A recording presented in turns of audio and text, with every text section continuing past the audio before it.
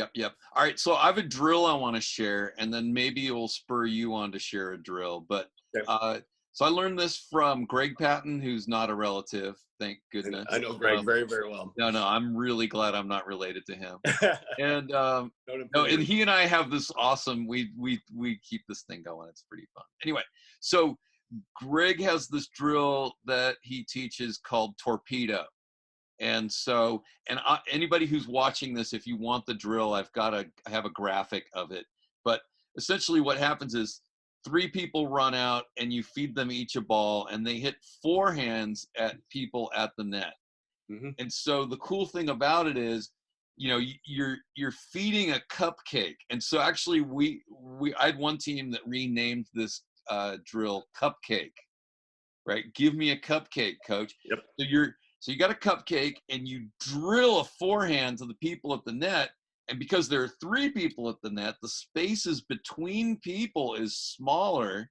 Okay, So if you can find those spaces with 3 people on the court, then that's great. But then the other team gets really good at staring down hard forehands and reflexing those back.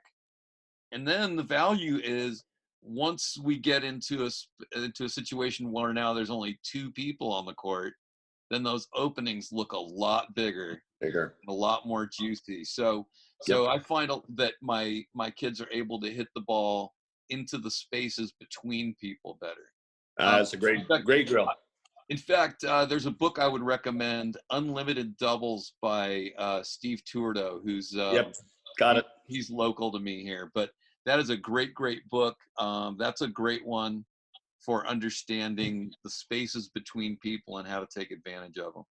Yep. So do you have any drills that you do that besides hitting overheads at your kids? I'm actually I think I'm gonna do that soon. That sounds like fun. No, and you'd be surprised. Even the girls. I mean, I'm hitting a full-on flat serve like at 90 miles an hour at them at the net, and they amaze themselves sometimes at how well they get that back. But that one is hard on me because it's a lot to hit that many overheads in a row. But my favorite doubles drill is a poaching drill, of course, and where you have 2 lines and they crisscross and they're poaching, hit the ball down the line for the first volley, but then they split, and then I give them a second low softball that is sort of mimicking what a player might do if they just reflexed a weak shot back.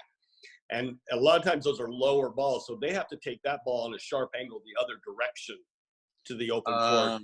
That's a nice follow-up, because what do you do after? Yeah, and so it teaches players not to pay. Here's the thing I like best. Number one, they're closing in, putting that first volley through the imaginary net man. Sometimes I'll actually put a live body there. And then I'll feed that second soft, really deep shot that just barely clears the net. And to be able to go from a hard driving volley to a relaxed, sharp angle volley is a very high skill level. Because so many kids, they hit that first one hard, they get that second one, it may not be high enough, and they try to hit it even harder. And they blow it in the net, they hit it long, they hit it wide.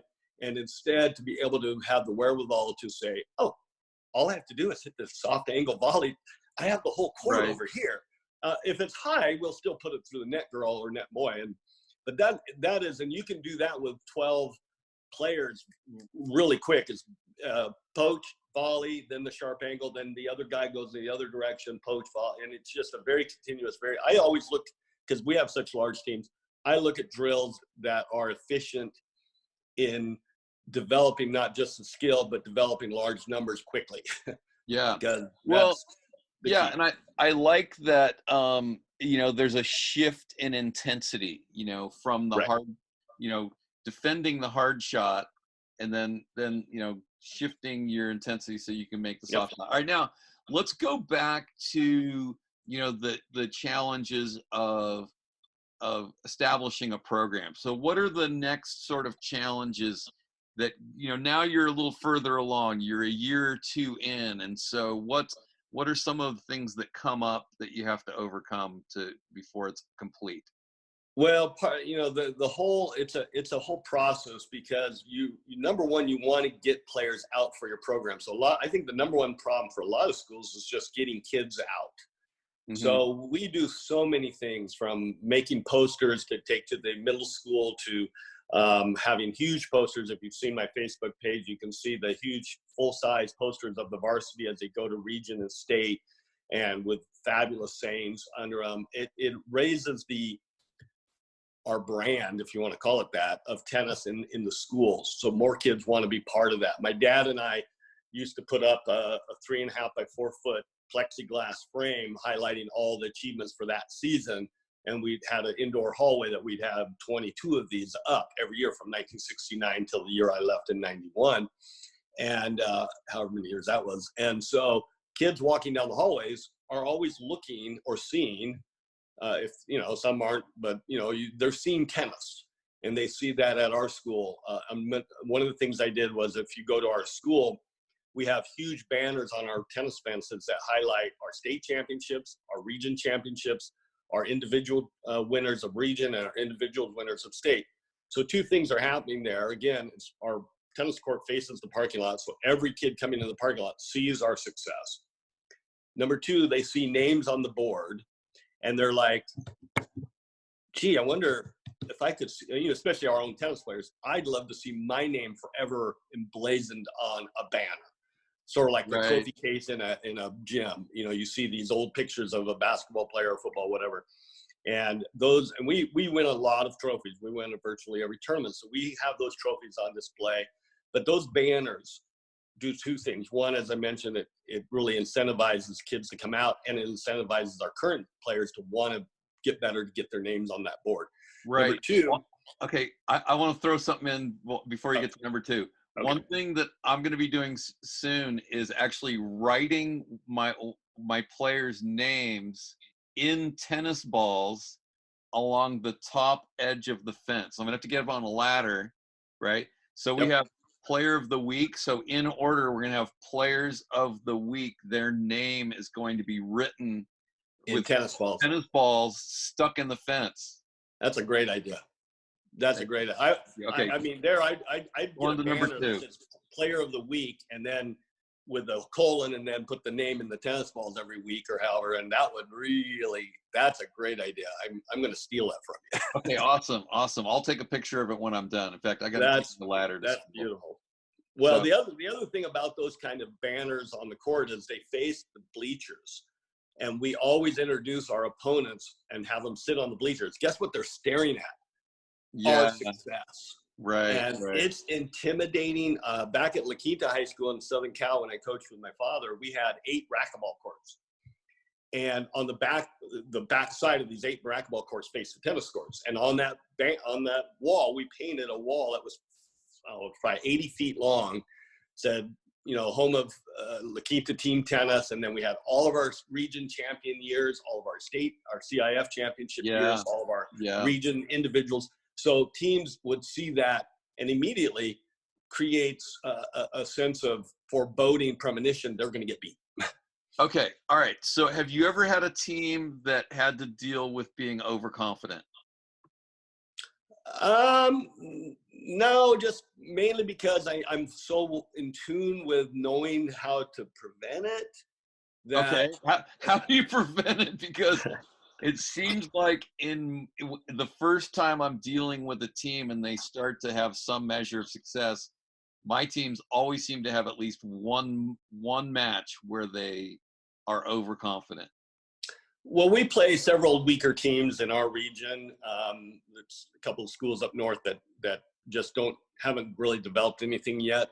And plus it's colder, so they don't get quite we're blessed with warm temperature down here in the south of southern Utah. We're in the little corner of Utah that doesn't get much, hardly any snow. So we're year round.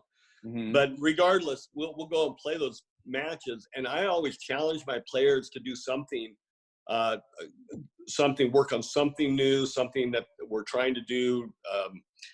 One of the things was we actually had a golden set where I had actually it was my number 1 JV doubles team, did not give up a point. And that's hard to do. I don't care how bad your opponents are, because one double fault or one missed return, you don't have a golden set anymore. So the focus of that kind of helps create a mindset of, it's not a weak team. It's, I'm challenging myself to play at a higher level, even though I'm playing somebody worse than me or not as prolific as a player. And so, and you know, part of my mantra when I'm talking to my players is, number one, tennis is yes, you guys all know you're very good. You better darn well go out there and show appreciation for your opponent, show class to your opponent, and show a sense of never believing that you're a better person than that opponent. That's great. That's great. So here's something I've done. I haven't done this for a while, but at some point I will. But when we're playing, especially when we're playing a weaker team, we have a little contest. First one done, having won a set 6-0, at least one set 6-0, gets an overgrip.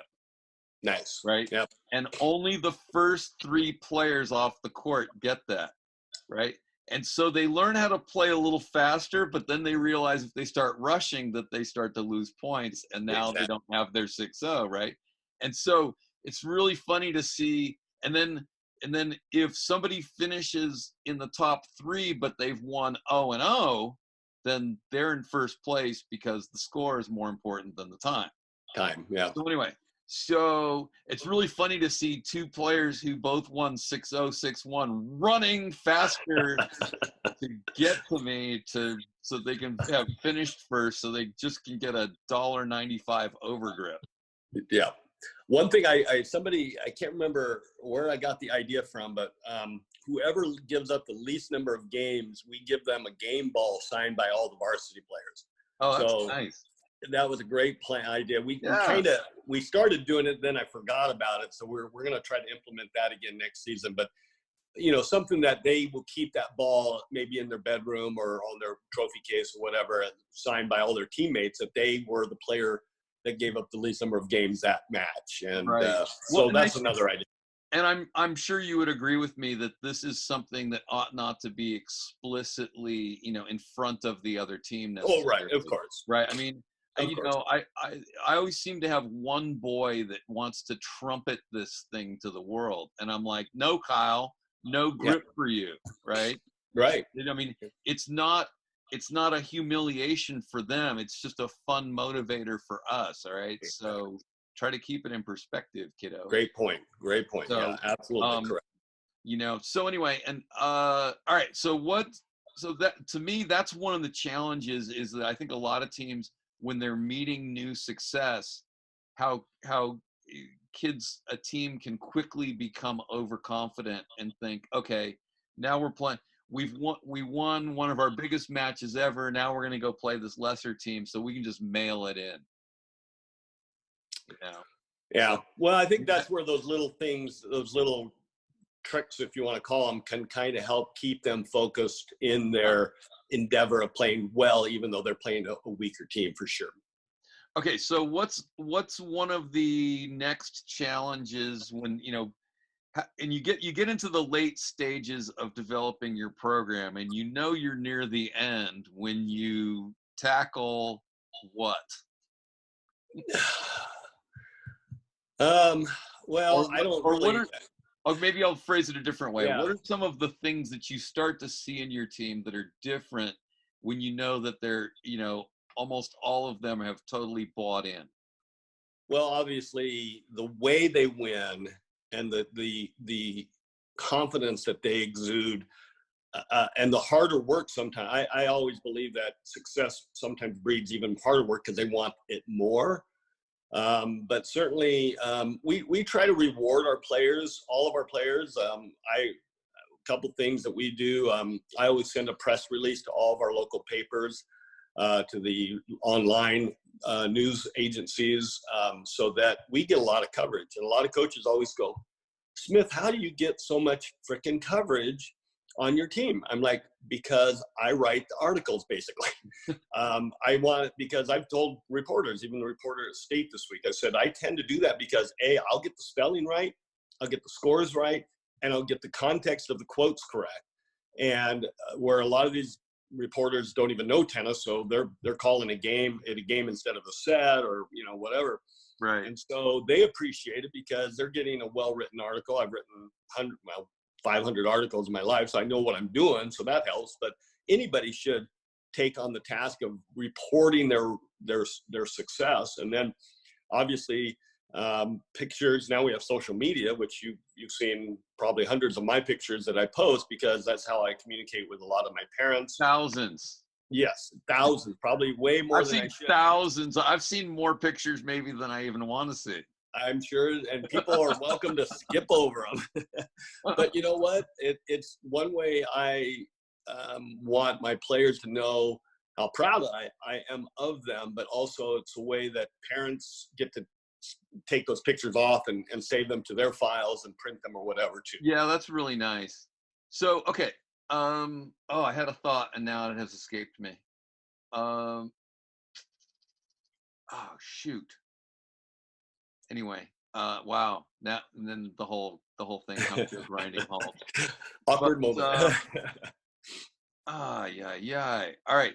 So, well, let me while you're thinking of that. Okay. No. Here's what I want to say. And then, so, like one thing that I always come in with my team is that, we're going to be the most improved team in the league. This is like, and that is so doable. I mean, with my background compared to the background of the other coaches, if I can't do that, then I have failed. Right. I agree. So I know that. I'm very confident about that. And they start to get very confident in it. Once they get about halfway through the season, they realize, yeah, we're all improving a lot. So I'm actually going to go to my team the next time I see them, which won't be today because my school's closed today. But the next time I see them, I was like, all right, girls, you have already achieved that. You are already the most improved team in the league. Now let's really focus on being the most improved team in the Bay Area or North. And then probably from there, I mean, we could be one of the most improved teams in Northern California. So it's very realistic. So what were you going to say, or do you want to talk about that kind of like how do you sell the process of improvement? Yeah, I think that let me address that first, because one of the things I learned very early on was I was so team orientated in California that when we went to individual CIF playoffs, my player, I remember one of my top doubles teams came off the court. I think they had lost. And he said, "Coach, we are so team orientated, we didn't even focus on being as good individually." And so I learned right then and there that I needed to stress not just team success and improvement, but individual success and striving to be the best individual, not only on our team, not only in our region, but in state. It's much easier in a state like Utah, which only has 140 high schools in the entire state. I mean, in Southern Cal, Southern Cal had 2,800 high schools, and 600 of them had good tennis programs. Here we have 120 or 140 high schools, and probably 10 or 15 have really, significant programs. And so it's a little different animal here, but at the same time, developing players who want to be the best individually often translates into a team that wants to be successful as a group. Mm-hmm. And then the other thing I was going to add was that we do is we actually appear on radio stations as a team. And so after we won region, we have a local ESPN live radio program, and they're kind enough to invite us to bring the girls on the radio. And then I'm sorry, I have to correct your English for a second, because you have been heard on those radio stations. Yep. Have you listened to it? Well, I can't see it. Well, it's a live. You didn't appear. Well, you were heard. Heard. That's I'm right. just teasing. I just tease. No, you're right. Okay. So no, that's awesome. All kidding aside, I mean that's terrific. And I think if any coach does a fraction of what you're doing, they're gonna meet with a higher level of success. So, I mean, already you've given so many golden nuggets of things that can be done, right? Yeah. So is